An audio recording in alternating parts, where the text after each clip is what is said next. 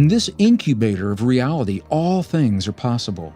From our personal success, abundance, and healing, to our failures, our lack, and disease, everything from our greatest fear to our deepest desire begins in this soup of quantum potential. It's through our reality makers of imagination, expectation, judgment, and prayer that we galvanize each possibility into existence. In our beliefs of who we are, what we have and don't have, and what should and shouldn't be, we breathe life into our greatest joys as well as our darkest fears. Professor John Wheeler, a Princeton University physicist and a colleague of Einstein's, offers a radically different view of our role in creation. In terms that are bold, clear, and graphic, Wheeler says, quote, "We had this old idea that there's a universe out there, and here is man, the observer, safely protected from the universe by a 6-inch slab of plate glass," end of quote. Referring to late 20th century experiments that show us how simply looking at something changes that something. Wheeler continues, "Now we learn from the quantum world that to even observe so minuscule an object as an electron, we have to shatter the plate glass. We have to reach in there. So the old word observer simply has to be crossed off the books, and we must put in the new word participator." What a shift, and a radically different interpretation of our relationship to the world around us. Wheeler is stating it's impossible for us to simply watch the world happen around us. Experiments in quantum physics do show, in fact, that the act of us simply looking at something as tiny as an electron, just focusing our awareness upon what that electron is doing for even an instant in time, changes the properties of that electron while we're looking. The experiments suggest that the very act of observation is an act of creation unto itself, and that consciousness is doing the creating. These findings seem to support Wheeler's proposition that we can no longer think of ourselves merely as onlookers who have no effect on the world that we're observing. Well, to think of us participating in creation, rather than simply passing through the universe during the brief period of a lifetime, requires a new view of what the universe is and how it works. Groundwork for precisely such a view was the basis of a series of books and papers by another Princeton physicist and a colleague of Einstein. His name was David Bohm. Before his death in 1992, Bohm left us two pioneering theories that offer a very different, and in some ways a nearly holistic view of our role in the universe. Though the words of the theories themselves may sound technical, when we really understand what the words are saying, the principles are actually very, very simple. The first of Bohm's theories was an interpretation of quantum physics that set the stage for his meeting and his subsequent friendship with Albert Einstein. It was the theory of Bohm's paper that opened the door to what he called the creative operation of underlying levels of reality. In other words, Bohm believed that there are deeper or maybe higher levels of creation that hold the blueprint for what happens here in our world. And it's in these subtle levels of reality that he believed our physical world actually begins. Well, the second theory was an explanation of the universe as a single, unified system of nature with everything connected in ways that maybe aren't always so obvious. In this paradigm-shifting work, Bohm believed that if we could see the universe in its entirety from a greater vantage point of somewhere other than this earth, that the things in our world, in fact, appear as what he called a projection of the things that are really happening in another realm, one that we simply can't see. He viewed both the seen as well as the unseen worlds as expressions of this greater, more universal order, and to distinguish between these two realms, he called them the implicate and the explicate order. The things that we can see and touch and that appear separate in our world, like rocks, oceans, forests, animals, and people, these are examples of his explicate order of creation. As separate as they may appear from one another, however, Bohm suggested that they're actually linked in the deeper reality in ways that we simply can't see from our place in creation. Bohm saw all of the things that look separate to us as part of a greater wholeness, and he called that wholeness the implicate order. So to describe the difference between Bohm's implicate and explicate order, he gave the analogy of a flowing stream of water. Using the different ways that we can see water flowing in the stream as a metaphor, he described the illusion of separateness. Quote, "On this stream, we may see an ever-changing pattern of vortices and ripples and waves and splashes, which evidently have no independent existence." End of quote. In other words, although the water's disturbances may look separate to us, Bohm viewed them as intimately linked and deeply, deeply connected to one another. They're all part of the same water. Well, Bohm used examples such as this to describe his sense that our universe and everything in it, including us, may in fact be part of a grand cosmic pattern where everything is evenly shared by all of their portions. When he summarized this unified view of nature, he simply stated, quote, "We must learn to view everything as part of an undivided wholeness in flowing movement." Well, it was in the 1970s that Bohm offered an even clearer metaphor to describe how the universe may be thought of as a distributed yet undivided whole. Reflecting on the interrelated nature of creation, he became more convinced than ever that the universe works like a great cosmic hologram. And in the hologram, every fragment of a something contains the entire something, only on a smaller scale. It's a very, very simple idea. So from Bohm's perspective, what we see as our world in totality is actually the holographic projection of something even more real that's happening at a deeper level of creation. And it's this deeper level, this implicate level, is where all things begin. Well, the simplicity of the human body offers a beautiful example of just how a hologram works, and one that's already familiar to us, because the DNA from anywhere in our body will contain all of our genetic code, the entire pattern of our DNA for the rest of the body, no matter where that DNA comes from. So whether we sample our hair or finger or blood or the genetic pattern for the rest of our body, it's always in the same code. It's always the same. So just as the universe is constantly changing from the implicate to the explicate, the flow of the unseen to the seen is what makes this flow of creation work. It's this constantly changing nature that John Wheeler had in mind when he described the universe as a participatory universe, one that's unfinished, constantly is responding to changes in consciousness. Well, interestingly, this is precisely the way that the ancient traditions of the past suggested our world works. From the Indian Vedas, believed by some scholars to date to 5,000 years BC, to the 2,000-year-old Dead Sea Scrolls, a general theme seems to suggest that the world is actually the mirror of things that are happening in a higher realm, in a deeper reality, a place that we simply cannot see from where we are in our world. Commenting on the new translations of the Dead Sea Scroll fragments, for example, known as the Songs of the Sabbath Sacrifice, the translators summarize the content by saying precisely this. The scroll actually says, what happens on earth is but a pale reflection of that greater ultimate reality. So the implication of both the ancient texts and quantum theory, they're the same. It's that the unseen world is the place where we create the blueprint for our relationships, our careers, our success, failures of the visible world. From this perspective, the divine matrix works like this great cosmic screen that allows us to see the energy of our emotions and our beliefs, all of our anger, hate, and rage, as well as our love, compassion, and understanding. All of that energy is projected in the physical medium that we call life.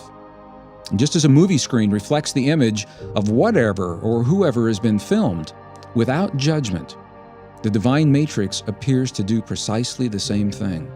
It provides this neutral surface for our inner experiences and our beliefs to be seen in the outer world. Well, sometimes consciously, often not, we show our truest beliefs of everything from compassion to betrayal through the quality of the relationships that we find surrounding us. So the first key in our exploration of the divine matrix is to simply summarize what it does. The divine matrix is the container that holds the universe.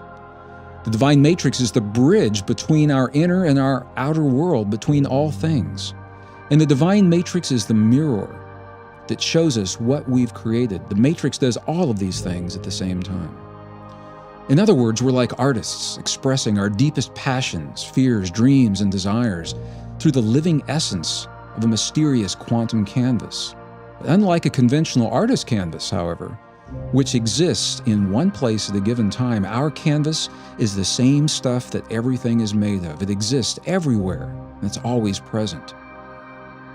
To get an idea of our relationship to the divine matrix, it may be helpful to think of it as a really big cosmic blanket, one that begins and ends in the realms of the unknown and covers everything in between. The blanket is many layers deep, and it's everywhere all the time. It's already in place. Our bodies, our lives, and all that we know exist and take place within the fibers of this blanket. From our watery creation in our mother's womb to our marriages, divorces, friendships, and careers, all that we experience may be thought of as wrinkles in this cosmic blanket. From a quantum way of seeing the world, everything from the atoms of matter and a blade of grass to our bodies, the planet, and beyond may be thought of as a disturbance in the smooth fabric of our space-time blanket. Well, perhaps it's no coincidence then that ancient spiritual and poetic traditions have always described our existence in precisely the same way. The Vedic traditions, for example, describe a unified field of what they call pure consciousness that bathes and permeates all of creation. In these traditions, our experiences of thought, feeling, emotion, and belief, and all the judgment they create are viewed as the disturbances. They're interruptions in a field that would otherwise be smooth and motionless. In a similar fashion, the ancient 5th century text, the Sin Ming, describes the properties of an essence that is the blueprint for everything in creation. In this text, it's called the Tao. And just as we see in the Vedic scriptures, it's ultimately something that's beyond description. The Tao is everything. It's all that is. It's the container of all experience as well as the experience itself. The Tao is described as perfect, quote, like vast space, where nothing is lacking and nothing is in excess, end of quote. According to the Sin Ming, it's only when we disturb the tranquility of the Tao through our own judgments that its harmony eludes us. When the inevitable does happen and we find ourselves enmeshed in human feelings of anger and separation, the Sin Ming offers a guideline to remedy that condition as well. It simply says, quote, to come directly into harmony with this reality, just simply say when doubt arises, not to. In this not to, nothing is separate, nothing is excluded, end of quote. Well, I admit that while thinking of ourselves as a disturbance in a field of energy may take some of the romance out of life, it also gives us a powerful way to think of our world and ourselves. If we want to create new, healthy, and life-affirming relationships, bring healing and romance into our lives, or peaceful solution into the Middle East, for example, we must create a new disturbance in this field, one that mirrors our desire. We must create a new wrinkle in the stuff that everything is made of in our cosmic space-time blanket. Well, the key to tapping the awesome power of this divine matrix lies in our ability to embrace the 4 landmark discoveries that link it to our lives in what now is an unprecedented way. The first discovery is that there's a field of energy that connects all of creation. The second discovery is that this field plays the role of a container and a bridge and a mirror for the beliefs within us. The third discovery is that the field is said to be non-local and holographic. And as complicated as those sound, they're very simple terms. In other words, every part of this field is connected to every other part, and each piece individually mirrors the entire pattern, only on a smaller scale. And we'll talk about those more as we go through this book. The fourth discovery is that we communicate with this field, with this divine matrix, through a language that each of us already has. We're born with this language. We've had it since the moment we took our first breath in this world. It's the language of feeling and belief and emotion. Experiences that are thought to be unique only to us as humans. Well, we now recognize that it is our ability to embrace and apply these 4 discoveries that determine everything from our healing to our success. Ultimately, even our survival as a species may be directly linked to our ability and our willingness to share the life-affirming practices that come from a unified worldview and our understanding that begins with the blueprints in the divine matrix. Well, when we look at our lives from the viewpoint that everything is already everywhere all the time, the implications are so vast that for many they're hard to grasp. It's precisely because of our universal connection that we're empowered to support and share and participate in life's joys and tragedy anywhere, anytime. So how do we make use of such a power? Well, the answer to that question begins with our understanding that there really is no here and there, then and now. From the perspective of life, as a universally connected field of energy, here is already there and then has always been now. Ancient spiritual traditions remind us that in each moment of the day, we make choices that either affirm or deny life in our bodies. And within each moment, we choose to nourish ourselves in a way that supports or depletes us.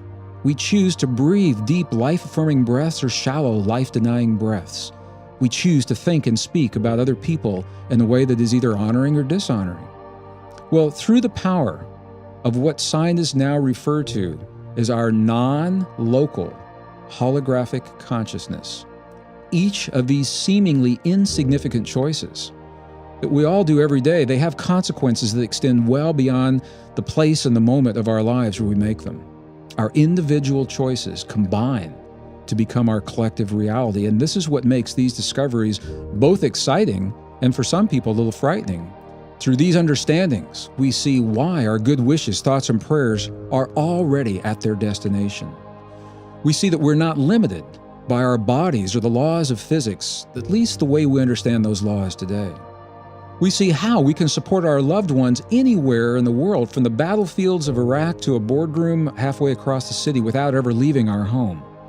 We see that it is possible to heal ourselves and others instantaneously, and it is possible to see across space and time without ever opening our eyes. This is our relationship to the divine matrix.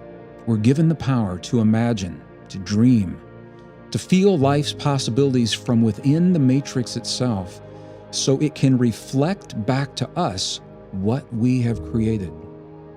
Both ancient traditions and modern science now describe how this cosmic mirror works. Admittedly, while these studies may solve some mysteries of creation, they also open the door to even deeper questions of our existence.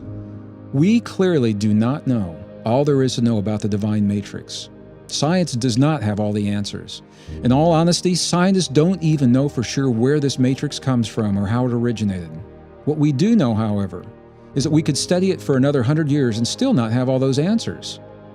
We know that the divine matrix is real, it exists, and because it's real, we may tap its creative power through the language of our emotions. And in that certainty, we can apply what we know in a way that's useful and meaningful in our lives. And when we do so, our connection to one another and all things can't be denied. And it's in light of this connection that we may realize just how powerful we really are in this world. From the place of strength that such a realization offers, we have the opportunity to become more peaceful and compassionate beings, to actively work and create a world that mirrors those qualities and more. Through the divine matrix, we have the opportunity to focus these attributes in our lives, applying them as our inner technology of feeling, imagination, and dreams. When we do, we tap the true essence of the power to change our lives and change our world. It's you whose life bridges the reality of our past with the hope of our future. It's you who is being asked to forgive and find compassion in a world that's absolutely reeling from the scars of hurt and judgment and fear.